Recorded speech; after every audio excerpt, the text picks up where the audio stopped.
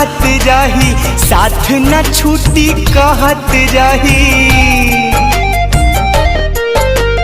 एक पल दूर न रहत रही, साथ न छूटी कहत रही।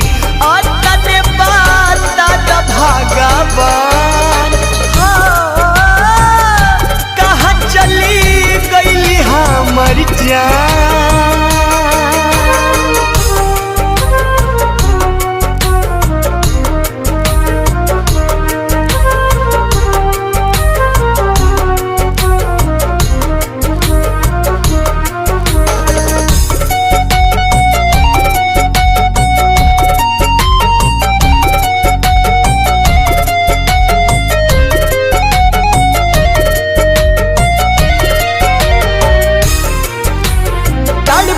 होई है हमारा बिना, गिरत होई अखिया से पानी।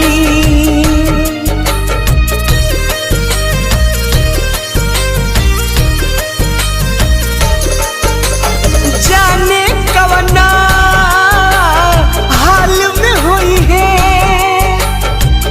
यह सोची बढ़े परेशानी।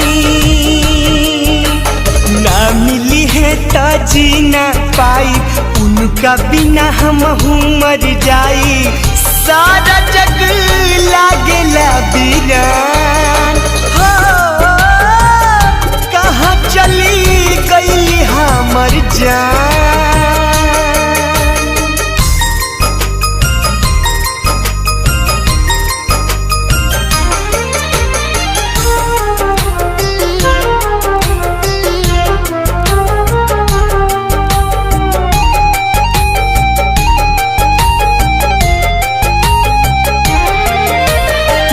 बन खोजनी ताल तलैया, कतही नयली नजरिया।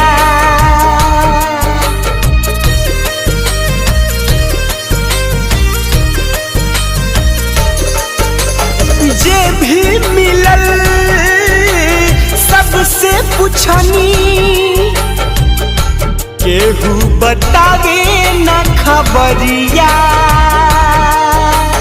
बाह पगोदन गोदवले बाड़ी, गोलुआ न मोल लिखावले बाड़ी। इहे उनकर पहचान हो, कहाँ चली गई हमर जान। एक पल दूर न रहत रही, साथ न छूटी कहत रही। और तने बाता द भगवान